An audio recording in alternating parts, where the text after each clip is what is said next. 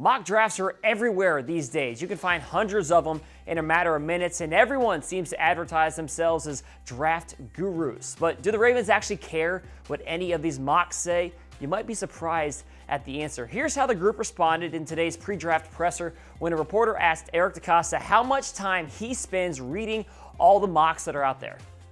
More time than he'll admit. I look at all that stuff a lot, because I think, at least I believe every team is different. But I like to try and get a sense for league value, how other teams see players, and I think mock drafts are sometimes indicative of that.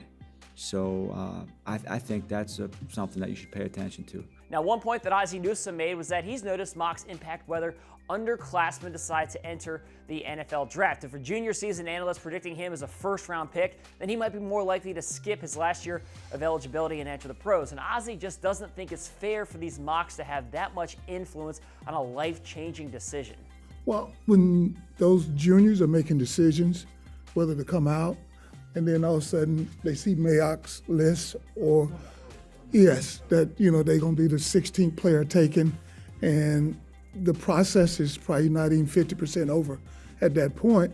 And then those same guys come out and they end up being in the third or fourth round, and it becomes our fault versus those guys that, just making some early assessments. Now, while we're on the topic of mocks, this is a perfect time to plug the fact that I'm going to have one coming out later this month. Ryan Mick and I will release our Ravens 7-round mock draft leading up to draft weekend, and we'll see who nails it. I'm going to do it this year. I've done it the past couple years, so I'm keeping my fingers crossed that I knock it dead again this year. Now, that's it for me. Keep an eye out for that mock draft later this month. Thanks for watching, and I'll see you again on the Final Drive tomorrow.